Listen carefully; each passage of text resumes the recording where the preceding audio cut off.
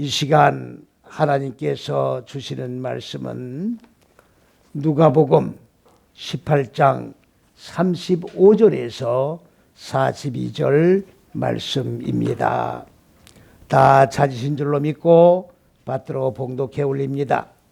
여리고에 가까이 오실 때에 한 소경이 길가에 앉아 구걸하다가 무리의 지나감을 듣고 이 무슨 일이냐고 물은데 저희가 나사렛 예수께서 지나가신다 하니 소경이 외쳐 가라되 다윗의 자손 예수여 나를 불쌍히 여기소서 하거늘 앞서가는 자들이 저를 꾸짖어 잠잠하라 하되 저가 더욱 심히 소리질러 다윗의 자손이여 나를 불쌍히 여기소서 하는지라 예수께서 머물러 서서 명하여 데려오라 하셨더니 저가 가까이 오매 물어 가라사대 네게 무엇하여 주기를 원하느냐 가로되 주여 보기를 원하나이다. 예수께서 저에게 이르시되 보아라 네 믿음이 너를 구원하였느니라 하시매 곧 보게 되어 하나님께 영광을 돌리며 예수를 쫓으니 백성이 다 이를 보고 하나님을 찬양하니라. 아멘. 오늘 봉독해 올린 이 말씀은 우리가 너무나도 익히 잘 알고 있는 그런 내용의 말씀입니다만은 이 내용을 문자적인 그 뜻을 그대로 읽고 해석을 한다고 하면 한 소경이 있었는데 그 소경이 눈을 떴다 하는 단편적이고 의미도 없는 문자적인 그러한 글로 읽고 그리고 인식을 하고 지나쳐 버리는 그런 내용입니다. 그러나 오늘 여기에서 우리에게 주시는 교훈은 무엇이냐? 그러한 육적인 눈을 뜨고 육적인 눈이 소경이 되었고 하는 그런 내용의 말씀이 아닙니다.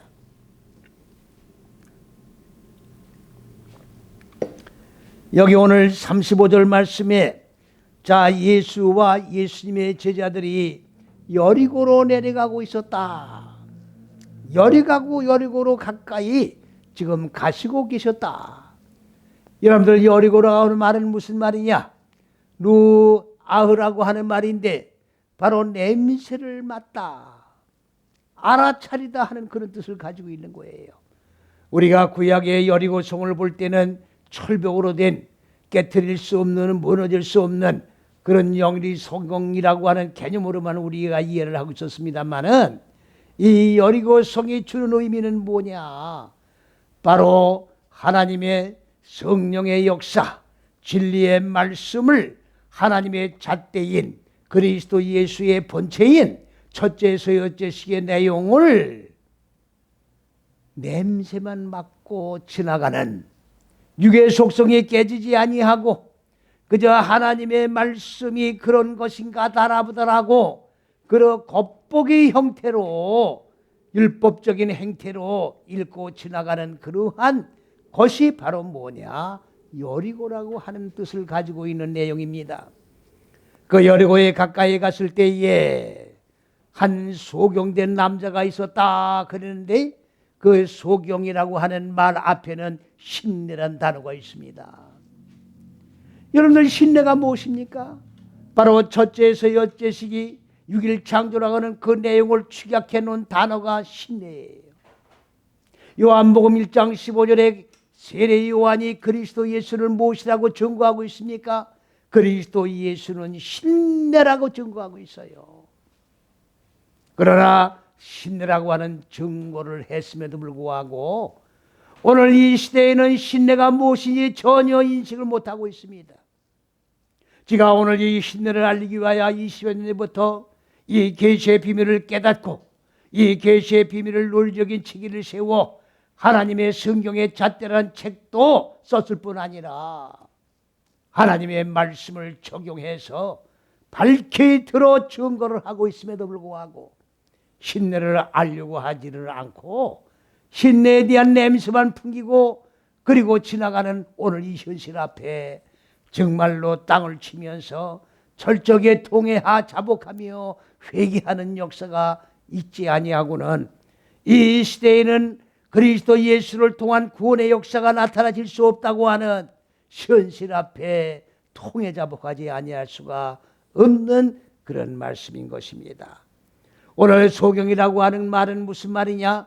첫째에서 여섯째 시기 안에서 먼저 육의 머리가 깨어지고 그리고 창세기 1장 2절에 혼돈과 공허와 어둠이라고 하는 이 무적의 얼굴들이 완전히 부서져서 하늘들의 얼굴들로 그리스도 예수의 얼굴들로 하나님의 형상을 입은 얼굴들로 바꿔지지 못하고 있는 상태, 육의 속성, 육의 생각에 얽매여 완전히 사로잡힌 바 된 존재가 바로 소경이라고 하는 것입니다. 그렇기 때문에 소경 앞에는 신내란 단어가 들어있는 거예요. 이 소경은 육적인 소경을 말하는 게 아닙니다. 신내에 의한 소경, 첫째에서 여째 시기에 의한 소경, 하나님의 잣대에 의한 소경, 그리스도 예수 안에 있는 게 아니라 그리스도 예수의 잣대 밖에 있는 소경, 이 소경을 바로 만났는데 그 소경이 어디에 있었느냐? 길 위에 앉아 있다고 했는데 그 길은 신장로 길을 말하는 게 아닙니다. 바로 첫째에서 여째 시기 안에 이 범주라고 하는 첫째, 둘째, 셋째 시기가 범주 하나요. 네, 다섯, 여째 시기가 범주, 둘째 범주인데 첫째에서 여째 시기 안에 이걸 길이라고 그러는 거예요. 이 길 위에 지금 앉아 있었다 그 말입니다. 그러면 여기에 소경은 지금 뭐를 지금 찾지 못한 소경입니까? 사람의 잣대 안에서 육적인 눈을 가지고 하나님의 계시의 비밀을 열려고 했지만 계시의 비밀을 열 수가 없어서 바로 이 길이 어떤 길인가? 하나님의 계시의 비밀을 열어야 되겠는데 하나님의 잣대가 어느 곳인가를 찾고 있는 그런 소경이 길 위에 앉아서 지금 길을 찾고 있는 그런 상태를 설명해 주고 있는 내용의 말씀입니다. 오늘 한글 성경에는 그 소경이 앉아서 구걸을 했다고 되어 있습니다. 돈을 달라 먹을 것을 달라고 하는 물질적인 그러한 요구를 하는 구걸이 아닙니다. 어떻게 하면 인생의 올바른 방향으로 갈 수 있겠는가를 찾는 그런 구걸이에요. 다시 말하면 방향을 찾고 있는 자였다 그 말이에요. 인생의 참된 생명을 그리고 생명의 길로 그리고 그리스도 예수의 생명으로 살아나는 길이 어떠한 길인가를 올바르게 묻고 있는 그런 자였다 그런 내용입니다. 물질의 구함이 아니에요. 그러던 차에 많은 사람들이 이제 지나가는 소리를 듣게 되었습니다. 그냥 웅성웅성하면서 사람이 지나갔다는 얘기가 아닙니다. 지금 많은 백성들이 첫째에서 여째 시기로 한 시기를 통과해 나가는 그런 소식을 듣게 되었다 그 말이에요. 그래서 이 소경은 지금 뭐라고 묻습니까? 바로 여기에 이게 무슨 일이냐? 예? 이게 무슨 일이냐고 물었다고 지금 되어 있습니다. 여기에 지금 제가 바로 본문을 적어놨습니다. 이게 무슨 일이냐고 물었어요. 그것은 바로 이게 무슨 일이냐가 아니라 다라시라 다트 마조트예요. 이 말씀은 무슨 말씀이냐? 조트라고 하는 것은 첫째에서 여째 시기를 얘기하는 거예요. 첫째에서 여째 시기가 뭐냐 그 말이. 사람의 자리는 사람의 잣대만 알고 있었는데 사람의 잣대의 기준만 알고 있었는데 혈과 육의 눈으로 성경을 읽었는데 첫째에서 여섯째 시기에 하나님의 잣대가 뭐냐 그 말이에요. 왜? 그리스도 예수와 그리스도 예수의 제자들이 지금 첫째에서 여째 시기를 한 시기를 통과해 나가고 있는 소식을 들었다 그 말이에요. 그러고 나서 깨달은 게 뭡니까? 하나님의 잣대를 한시기 시기를 통과해 나가는 이들의 소리가 내가 듣고 보니까 내가 알고 있는 사람의 잣대가 아니라 하나님의 잣대가 또 따로 있다는 걸 깨달았다고 말이지요. 그래서 이 첫째서요 하나님의 잣대인 첫째서 여째 시기가 뭐냐? 그 첫째서 여째 시기의 지식입니다. 지식을 올바르게 범주를 따라서 자 알기 위하여 그리고 물었다 이런 내용입니다. 하나님의 말씀은 영적인 계시의 말씀입니다. 혈과 육의 눈으로는 이 계시의 말씀을 읽을 수도 없고 그리고 열 수도 없고 깨달을 수도 없고 그리고 깨달은 말씀을 지켜나갈 수도 없는 말씀인 겁니다. 문자 그대로 읽으면 혈과 육의 글씨가 되어버리는 거예요. 물과 그대로 읽으면 소경의 글이 되어버리는 거예요. 신령한 눈이 열어져야 되는 거예요. 왜? 영적인 말씀이기 때문에. 그래서 오늘 이 소경은 바로 하나님의 잣대인 이 지혜의 지식의 말씀이 무엇이냐 이거를 갖다가 구체적으로 알기 위하여 지금 예수님과 함께 걸어가는 많은 무리들을 향하여 묻고 있었던 거예요. 그랬더니 바로 뭐라고 얘기를 했느냐? 37절에 뭐라고 그랬습니까? 저희가 예수님과 함께 첫째서 여째 시기를 걸어가는 무리들이 나사렛 예수께서 지나간다고 알려주었어요. 여러분들 나사렛 예수 나사렛에서 무슨 선한 것이 나오겠느냐? 혈과육으로 보면 그래요. 유대 땅 베들레헴 말구육간에서 메시아가 어떻게 탄생될 수 있습니까? 육적으로 볼 때는 탄생될 수 없는 거예요. 그러나 하나님의 영적인 숨겨진 깊은 뜻을 우리가 깨달을 때 유대 땅 베들레헴 말구육간에는 뭡니까? 짐승 같았던 인간들에게 생명의 양식을 먹여 무지가 죽고 생명으로 살아나 하나님의 형상을 입은 존재로 탄생되어지게 할 수 있는 메시아가 바로 유대 땅 베들레헴 말구육간에서 탄생된 존재예요. 오늘 여기에 나오는 바로 나사렛이라는 말은 무슨 말이냐? 바로 하나님의 말씀을 우리가 받고 이 말씀화된 존재가 되기 위하여 내 마음 땅 속에 자리 잡고 있는 무지를 깨트려 죽이기 위해서는 필연적인 고난이 따르게 되어 있습니다. 필연적인 고난이. 이 고난을 통과해 나가면서 무지를 죽이고 생명으로 살아난 자가 되는 건데 생명으로 살아난 자가 되어서 방치시킨다는 얘기가 아닙니다. 이 생명으로 살아난 존재가 되었다고 하면 이 존재를 보존을 해나가야 되는 거예요. 한 번 살았다고 해서 육의 속성으로 돌아가면은 살아나는 아무런 가치가 없는 거예요. 무지가 죽고 육의 속성이 죽고 그리고 생명의 존재로 바꿔진 자가 되었다고 하면 이 존재를 잘 보존을 해야 된다 그 말이에요. 여러분들 창세기를 읽어나가는 데 있어서 많은 사람들은 아담을 갖다가 에덴 동산을 지키라고 갖다 놓으신 거라고 오해를 하고 있습니다. 에덴 동산을 지키는 게 아니에요. 에덴 동산을 그 안에서 마음 땅을 경작을 하고 뭘 경작을 해요? 마음 땅 안에 자리 잡고 있는 혼돈과 공허와 어둠인 무종행의 이 육의 속성들을 전부 깨트려서 그리고 어떻게 돼요? 이거를 갖다가 어떻게 하는 겁니까? 생명으로 살아난 존재로 기경을 해나가도록 그리고 기경된 그 마음 땅을 보존하게 하기 위하여 에덴 동산에 두었던 거예요.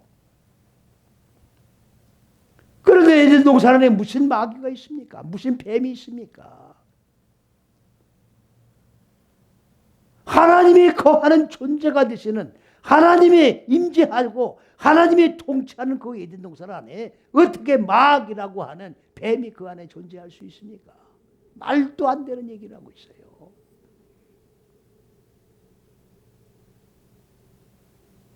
오늘 우리들도 하나님의 생명의 말씀을 첫째, 둘째, 셋째 시기의 법을 배워서 마음 땅에 적용하게 되면 마음 땅의 어두운 무지가 깨지고 그리고 생명으로 살아나는 존재가 되는데 이거를 우리가 구원받았다고 얘기하는 거예요. 말로 구원받는 게 아니에요. 예수를 입으로 믿는다고 구원이 이루어지는 게 아니에요. 착각하지 마세요. 무지가 죽고 생명으로 살아야 구원이 이루어지는 거예요. 그렇게 되면 말씀이 육신이 된 그리스도 예수의 몸이 내 마음 땅 안에 세워져 나가는 겁니다. 세워져 나가는 거예요. 이거는 영적인 몸입니다. 혈과 육의 눈으로 보이지 않는 몸입니다. 육의 눈으로 보려고 하지 마세요. 보이지도 않지만 이게 바로 하나님의 왕국이에요. 이게 천국이라고. 이게 천국이라고. 그래서 나사렛이 뭐냐? 바로 스스로 마음 땅을 고난을 통해서 지켜나가는 거예요. 그러니까 나사렛에서 무슨 선한 것이 나오겠느냐? 나사렛은 고난만 당하고 멸시와 천대만 받는 곳이 나사렛인데 그러한 나사렛에서 어떻게 전 인류를 구원하고 통치해 나가는 메시아가 탄생할 수 있느냐 그 말이에요. 그런데 여기 지금 뭐라고 했습니까? 그렇게 첫째에서 여째 시기를 통과해낸 많은 주님과 함께 통과해 나가는 자들이 뭐라고 했어요? 나사렛 예수께서 지금 통과해 나가고 계시다 이렇게 얘기를 한 거예요. 나사렛 예수께서.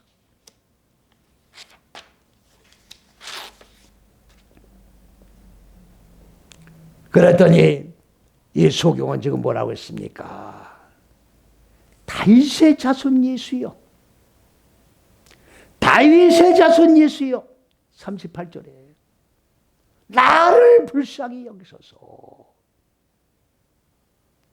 여러분들 다윗의 자손 다윗의 자손 하니까 그냥 다윗의 후손이다 이렇게 보시면 안 됩니다.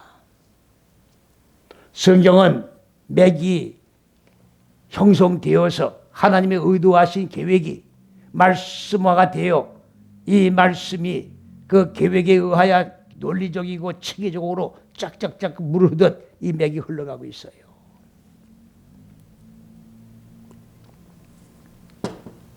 성경에는 잣대가 3개가 있어요.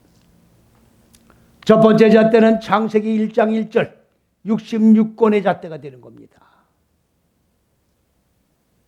현상의 천지 만물을 창조한 6일이 아닙니다.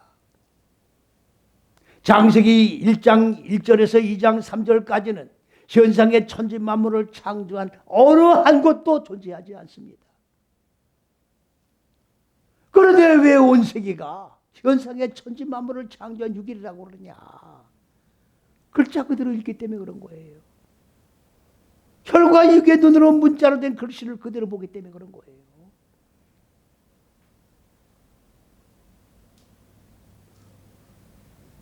첫째에서 여섯째 시기가 바로 그리스도 예수 본체가 되는 거예요. 창세기 1장은 하나님이 근본적으로 의도하신 높은 뜻과 계획인데 이 높은 뜻과 계획을 세우신 이 청사진인데 이 청사진을 집행해 나가는 그 시행을 누구를 통해서 하느냐? 그리스도 예수를 통해서 시행해 나가시는 거예요. 그분이 여호와입니다. 많은 분들이 여호와가 그리스도라고 펄펄 뛰어요. 아니 그러면 여호와가 누구며 그리스도에서 누구냐고 물으면 대답도 못하면서 펄펄 뛰어요. 창세기 2장 4절에 바로 여호와 엘로힘이 나옵니다. 창세기 1장 1절에서 2장 3절까지 계획하신 모든 청사진을 이제 2장 4절 여호와 그리스도 예수를 통해서 이제 집행해 나가시는 거예요. 이렇게 성경은 맥이 흘러가고 있어요.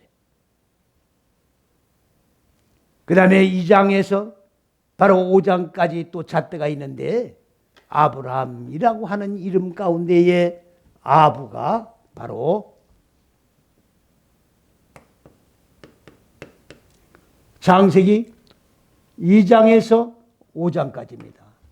아브람의 아부예요. 양육했다 그 말이에요. 그 다음에 람은 뭐냐? 높이 들린다 그 말입니다. 이건 6장에서 11장까지예요. 그래서 2장에서 5장까지 잣대가 또 두 번째 잣대가 있고 6장에서 11장까지 잣대가 또 하나 있어서 잣대가 세 개가 존재하고 있는 거예요. 그래가지고 창세기 1장, 2장, 1점 뭡니까? 1장, 12장부터 25장까지는 아브라함, 이삭, 야곱의 역사예요. 아브라함의 잣대를 통해 가지고 마음 땅에 자리 잡고 있는 바로 야곱은 사기꾼이란 말이 무슨 말입니까? 마음 땅에 넷다섯 여째씩인 마음 땅에 자리 잡고 있는 어두운 무지를 깨트려야 되는데 고난이 오기 때문에 깨트리지 않고 누구 거를 지금 사기를 쳤어요? 예수 거를 사기를 친 거예요. 이건 도둑질한 거예요.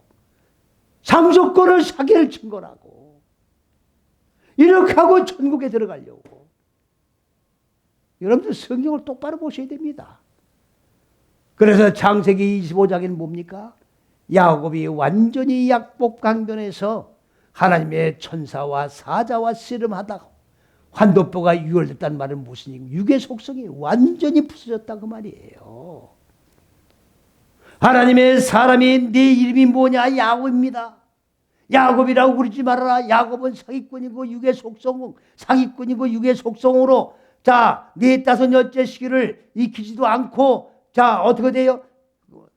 도둑질해 가는 그런 속성을 가진 건데 야곱이라고 그러지 말아라. 이제는 너의 육성이 완전히 부서졌다. 뭐라고 해라? 이스라엘이라고 해라 그 말이. 이스라엘 말은 정복했다 그 말이. 뭐를? 육의 속성을. 육의 속성이 완전히 부서졌다 그 말이에요. 하나님의 생각, 사상, 정신이 통찰한 자가 되었다. 그래서 야곱이 이스라엘로 바뀌는 놀라운 축복의 역사가 25장에서 잣대로서 완성이 되는 거예요. 그래서부터 이제 야곱을 통해 가지고 12자손을 통해 가지고 하나님의 잣대의 숨겨진 비밀이 전개되어 나가는 그런 내용이 성경 말씀 전체라는 것을 우리는 깨달아야 되는 겁니다. 그러니까 다윗의 자손이니까 혈과 육의 자손이 아니에요. 여러분들 그리스도 예수는 바로 뭘 얘기하는 겁니까? 바로 넷다섯 여째 시기가 예수예요. 첫째, 둘째, 셋째 시기가 그리스도, 넷다섯 여째 시기가 예수가 되는 거예요. 오늘 신앙생활을 하는 많은 분들 거의 대부분이 그리스도 예수에 대한 이름 개념조차 똑바로 모르고 있어요. 너무나도 가슴이 아픈 일입니다. 그리스도가 누군지 예수가 누군지 구분을 못하고 있어요. 그냥 예수만 부르면 구원을 받는다고 그러는 거예요 지금. 이 백성이 무엇 때문에 망한다고 그랬습니까? 하나님의 지식을 몰라 망하는 거예요. 하나님의 지식을. 무슨 지식을? 첫째, 둘째, 셋째 시기인 하나님의 근본 의도와 높은 뜻과 계획인 이 지식을 몰라서 망하는 거예요. 그러니까 예수를 믿는 건 뭡니까? 하나님의 지식의 말씀을, 생명의 말씀을, 하나님의 의도한 계획을 똑바로 배우는 거예요. 이방 종교식으로 비는 종교가 아닙니다. 기독교는. 하나님의 진리가 왜곡되면 이렇게 어마어마한 결과를 초래하는 거예요. 오늘 많은 분들이 진리가 무엇인지를 모르고 있습니다. 그냥 막연하게 예수만 믿으면 예수 믿는 걸로 알고 있다고. 그리고 죽으면 천당 간다는 거라. 너무나도 정말 가슴 아픈 일입니다. 빌라도가 그랬잖아요. 예수님 보고 진리가 뭐냐? 네가 지금 얘기했잖아. 그리스도 예수가 진리예요. 창세기 1장 첫째서 여째 시기가 진리예요. 이 진리 안에서의 신앙생활을 해야 구원이 이루어지는 거예요. 이 진리 안에 들어와야, 그리스도 예수 안에 들어와야 무지가 죽고 하나님의 생명으로 사는 역사가 이루어지는 것이고, 말씀이 육신이 된 그리스도 예수의 몸이 내 마음 땅 안에 세워지는 역사가 일어나게 되는 겁니다. 예수는 뭐예요? 미완료예요. 여러분들 미완료니까 이게 무슨 말인지 모르고 있어요 지금. 그가 구원할 것이다야. 그가 구원할 것이다.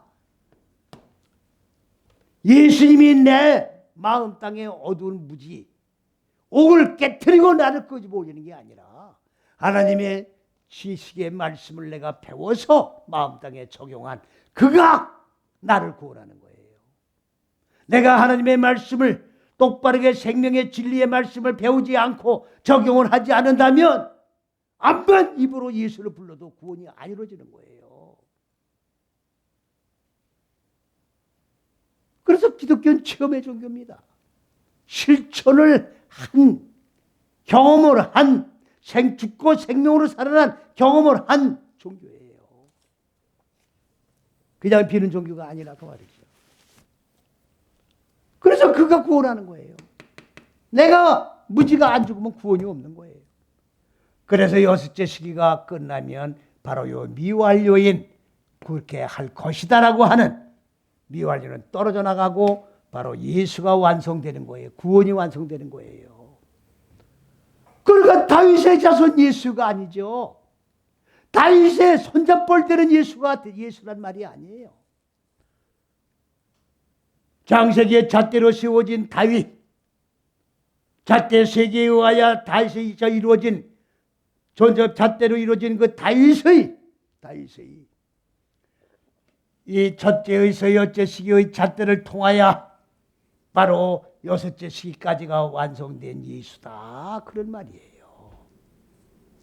그 예수여, 나를 불쌍히 여기소서. 그러니까 첫째 다윗이 세운 그 잣대에 의하여 구원이 안 이루어지면 절대로 하나님의 생명으로 살아날 수 없다고 하는 사실을 여기서 지금 얘기를 하고 있는 거예요. 그냥 예수의 하지 왜 다윗의 자손 예수여 이렇게 얘기를 합니까? 다윗이 세웠다고 하는 말은 여기 자손이라고 하는 건 아들이 아니에요. 벤이에요, 벤. 이걸 아들이라고 해서 지금 자손이라고 그랬는데 이게 반화입니다. 반화. 세우다. 네 다섯 여째 시기 무지가 죽고 생명으로 살아난 자를 벤 세우다 이렇게 얘기하는 거예요. 다윗 장세기 1장의 잣대를 통하여 무지가 죽고 생명으로 살아나 세워진 존재인 사람이 완성된 예수여 이 말이에요. 나를 불쌍히 여기소서. 그럴 때 39절에 보니까 예수님과 예수님을 쫓아서 따르던 많은 무들이 꾸짖는 거죠. 참 좀 해라. 왜 시끄럽게 구느냐? 참 좀 하라. 40절로 넘어가니까 뭐라고 했습니까? 예수께서 다윗의 자손 예수여 나를 불쌍히 여기소서. 이 소리를 들으신 거예요. 이 소리를. 그리고 멈춰 서셨습니다. 그러고 하고서는 제자들에게 그 소경을 불러오라고 하셨어요. 그 소경을 이제 소경이 가까이 오니까 예수님께서 뭐라고 말씀하셨습니까? 예? 물어보셨는데 그 물으신 내용이 뭐냐? 바로 41절이에요. 41절. 네가 무엇하여 주기를 원하느냐? 네게 무엇하여 주기를 원하느냐? 이게 번역 잘못된 거예요. 번역이 잘못된 겁니다. 이렇게 번역을 하니까 전부 육적인 게 되어버린단 말이에요. 그러니까 혈과 육의 눈이 지금 소경이 되어서 혈과 육의 눈이 멀었기 때문에 모든 현상적인 것을 보지 못하는 그런 소경으로 보고 내가 네 혈과 육의 눈을 열어주기를 지금 원하느냐? 이렇게 지금 이 성경은 얘기하고 있는 거다 그 말이에요. 육적인 얘기를 하고 있다고. 소경은 육적인 소경이 아니라 아까 영적인 소경이라고 그랬잖아요. 신령한 세계를 보지 못하는, 하나님의 생명이 뭔지를 모르고 하나님의 의도한 근본적인 높은 뜻과 계획이 뭔지를 모르고 혈과 육의 눈으로 글자로 된 글씨를 보고 내가 너한테 뭘 해주기를 원하느냐, 눈뜨게 해주기를 원하느냐, 이렇게 지금 써있다 그 말이지요. 잘못된 겁니다. 잘못된 거예요.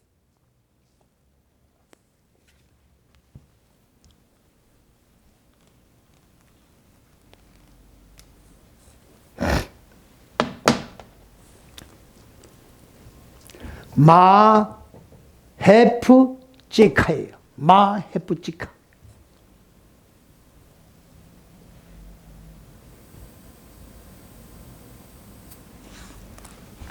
이 하페츠는 뭐하기를 원하다, 기뻐하다, 간절히 갈망하다.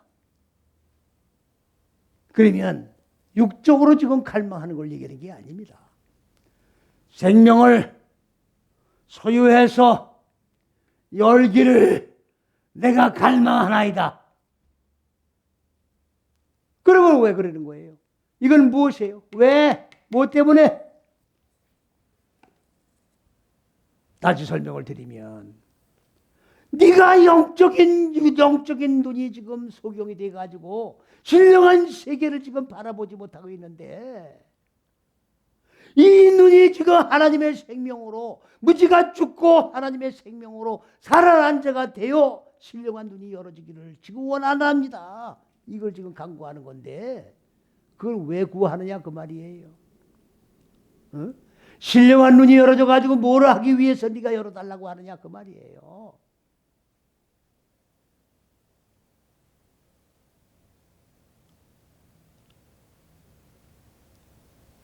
육의 소경이 아니란 말이죠. 어? 생명을 소유해서 열기를 갈망하는 이유가 뭐냐 그 말입니다. 이유가 뭐냐? 여러분들이 중요한 내용입니다. 지금 중요한 내용이에요. 그런데 여기 한글에는 그냥 뭡니까? 주여 보기를 원하는데 이렇게 되어 있는데 이것도 번역이 잘못된 겁니다. 히브리 원전에는 뭐라고 됐습니까? 내가 첫째에서 첫째식이 너에게, 첫째에서 여째식이에요. 그냥 사람의 잣대인 너가 아니야. 그리스도 예수의 본체가 되는 첫째에서 여째식이 안에 들어와 있어요. 지금 너에게 내가 행해 줄 것인데, 이루어 줄 것인데, 신령한 눈이 열어지게 해 줄 것인데, 네가 왜 생명을 소유해서 열기를 원하느냐? 어떡하려고? 이걸 묻는 거예요. 하나님의 왕국은 뭐 하는 곳입니까? 주기도문이 잘못됐다는 이유가 바로 그 얘기예요. 여러분들 얼마나 주기도문이 잘못됐는지 아십니까? 우리가 우리에게 빚진 자를, 우리가 우리에게 죄를 용서해 준 것 같이 내 죄를 용서해 주옵소서. 여러분들 이게 논리가 맞습니까 지금? 하나님 앞에 지금 명령하는 겁니까? 내가 우리 형제의 죄를 용서했으니 하나님 내 죄를 용서해야 됩니다. 이 협박입니까? 왜 주기도문 똑바르게 안 고쳐놓고 있습니까? 주기도문이 이렇게 왜곡되어 있는데 왜 안 고치고 있습니까? 주기도문에는 다만이라는 말이 없습니다. 원절에 없으면 없는 거예요. 왜 다만이라는 말을 더 집어넣고 다만이 있냐 없냐 가지고 싸웁니까? 요한계시록에 전천년, 후천년, 무천년이 없습니다. 천년 왕국은 있으되 전천년, 후천년, 무천년은 없어요. 그런데 사람들이 만든 전천년, 후천년, 무천년을 만들어 가지고 나는 전천연파, 후천연파, 무천연파. 뭐 하는 겁니까 지금 이게? 뭐 하는 거예요? 하나님의 통치하는 기독교가 맞습니까? 하나님의 통치하지 않은 기독교는 하나님이 안 계신 거고 하나님의 왕국이 이루어질 수가 없는 거예요. 사람이 모였다 해지는 집단밖에 안 된다 그 말이지요.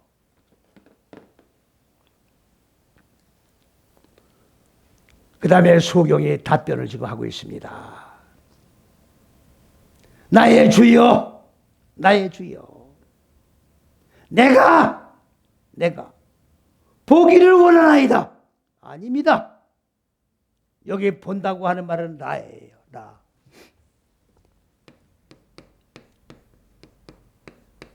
여러분들 히브리어 단어로 보면은 단어에 대한 한글 뜻이 한 가지만 있는 게 아니에요.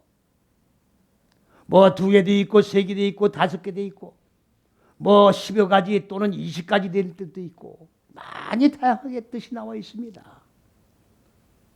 그러면 그 뜻을 아무거나 끌어다 적용하는 게 아니에요. 그 문장 맥에 의하여 그 단어가 적용되어야 됐다고. 그런데 이 단어를 지금 보다로 번역을 한 거예요. 보기를 원하나이다. 그럼 보기를 원하는 건 지금 뭐예요? 혈과 육의 눈이 떠지기를 원한단 말이에요. 지금. 혈과 육의 눈이. 지금 이 소경은 혈과 육의 눈이 아닙니다. 신령한 눈을 얘기하는 거예요. 하나님의 왕국을 바라보고 하나님의 왕국을 확장시켜 나가기를 간절히 원하는 하나님의 잣대 안에서 죽고 사는 역사가 이루어지기를 바라는 그 눈이 열어지기를 바라고 있는 거예요. 내가 아는 보다란 뜻만 있는 게 아니라 경험하다. 기독교는 체험의 종교예요. 내가 경험을 해야 돼. 내가 죽어봐야 돼요. 죽고 그리고 살아봐야 된다고. 기독교는 죽고 사는 종교예요. 그게 바로 뭡니까? 복음이라는 거예요. 그래서 그리스도 예수가 말씀이 하나님이신 분이 요한복음 1장 15절에 육신의 몸을 입고 이 마음 땅 세상에 오셔서 십자가 6걸음 이 첫째서 여째 시기가 십자가예요. 한 시기를 통과해서 걸어가시면서 무지가 없고 혼돈과 공허가 없는 분이 우리 인생들이 가야 할 무지, 죽여야 될 무지를 죽이기 위하여 한 시기를 통과해 나가면서 죽고 그리고 살으신 거예요. 그와 똑같이 우리도 첫째서 여째 시간에 들어가면 그리스도 예수가 죽고 살아서서 사람이 완성된 것과 똑같이 우리도 사람이 완성된 그리스도와 똑같은 존재로 살아나는 역사가 일어나게 된다 그 말이지요. 예? 경험을 하는 거예요. 지금 경험한다는 뜻만 있는 게 아닙니다. 증명하는 뜻이 있어요. 증명하다. 증명하다. 그러면 예수님이 지금 소경에게 묻는 게 뭡니까? 내가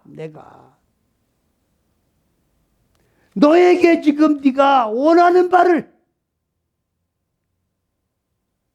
생명을 소유해서 여는 그 간절함, 갈망을 내가 이루어줄 것인데 이유가 뭐냐? 지금 답변하는 거예요. 내가 먼저 체험을 해야 되겠습니다. 그리스도 예수 잣대 첫째, 셋째 시기 안에서 내가 먼저 죽고 사는 경험, 체험을 먼저 해야 되겠습니다. 내가 하나님의 생명으로 살아난 존재가 먼저 돼야 되겠다 그 말이에요.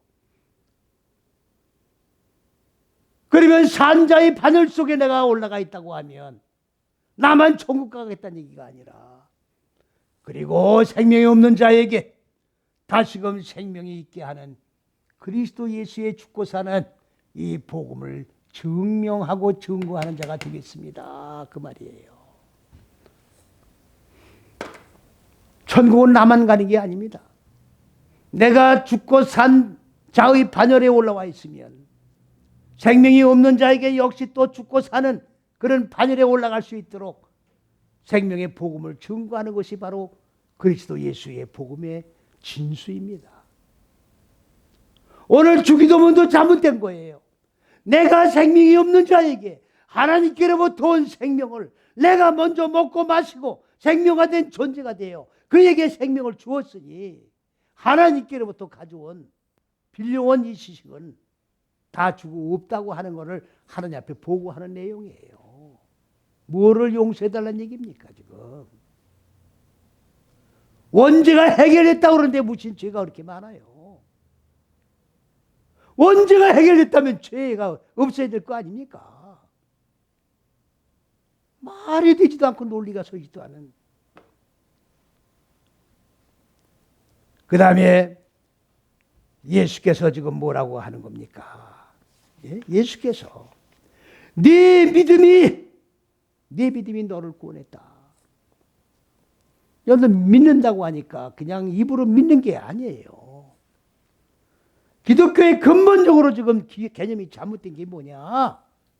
전부 문자적으로 보고 문자적으로 해석하는 거예요 지금. 믿음은 이 첫째서 여째식이 안에 있는 믿음입니다. 그리스도 예수 안에 있는 믿음입니다. 주부지가 죽고 생명으로 살아나는 믿음입니다. 그러면 이 바깥에 있는 믿음은 믿음이 아니에요. 신념이에요. 사람의 신념. 믿음은 첫째서 여째식 안에 있는 믿음이에요. 이 믿음 안에서 죽는 거예요. 사람들은 어떻게 죽냐고 물어봐요. 어떻게 하면 죽겠느냐고. 하나님의 생명의 말씀을 받아서 배움으로 기름 부음 받아서 네 땅 마음 땅에 적용을 하면 자 말씀을 적용해 나가면 믿음이 성장하는 거예요. 무지를 하나 죽이려면 믿음이 하나 자라는 거예요. 하나가 자란 만큼 또 무지가 죽는 거예요. 그래서 고난을 통해서 무지가 죽는 것만큼 믿음이 성장하는 거예요. 그래서 믿음 없이는 구원이 안 이루어지는 거예요. 그래서 여기 있잖아요. 믿음은 첫째서 여째식 안에 있는 믿음. 첫째서 여째식 안에 있는 믿음. 그리스도 예수 안에 있는 믿음. 하나님의 근본 의도와 높은 뜻과 계획 안에 있는 믿음. 이 믿음 안에서 네가 하나님의 생명이 그리고 소유가 된 자가 되어서 열어서 생명을 체험하고 생명을 증거하는 자가 되었도다. 이거 위대한 고백입니다. 이러한 고백이 없이는 하나님의 왕국에 들어갈 수가 없어요. 그래서 43절에 뭐라고 했습니까? 자, 많은 사람들이 이 소경을 보고 영광을 하나님께 돌렸다. 그러니까 이 소경은 뭡니까? 바로 생명으로 열려진 자, 생명을 소유해서 생명을 열어서 생명이 없는 자에게 생명을 나눠주고 생명을 증거한 자가 되고 나니까 생명이 없던 자들이 소경의 생명을 받고 모든 영광 주님께 돌리며 할렐루야 주의 거룩한 성호를 찬양하는 역사가 일어나게 되었다. 그런 얘기입니다. 오늘 우리는 주님 앞에 간구할 곳이 많이 있습니다만은 육적인 얘기는 재해놓으시고 영이 해결되면 육이 해결되는 거예요. 먼저 영적인 문제를 구하세요. 단 영적인 문제를 구하는 이유를 주님 앞에 구하셔야 되는 겁니다. 그냥 달라고 그러면 안 돼요. 생명이 없는 자에게 생명을 나눠주기를 원합니다. 나도 지금 죽고 사는 역사가 없었기 때문에 내가 죽고 사는 산자의 바늘 속에서 생명이 없는 자에게 주기를 원합니다. 나의 신령한 눈이 열어지게 해 주옵소서. 나의 영적인 살이 찌는 역사가 있게 해 주십시오. 그리스도 예수의 말씀이 육신된 그리스도의 몸이 완성되는 역사가 있어지게 해 주셔야 하나님의 왕국이 세워지게 되고 그리스도 예수가 완성된 변화담의 역사가 사람이 완성된 하늘이 완성된 하나님의 형상이 이루어진 역사가 내 전인격을 통해서 나타나 이루어지게 될 수 있습니다. 고백하는 저와 여러분이 되시기를 주님의 이름으로 간절히 축원을 드립니다. 할렐루야.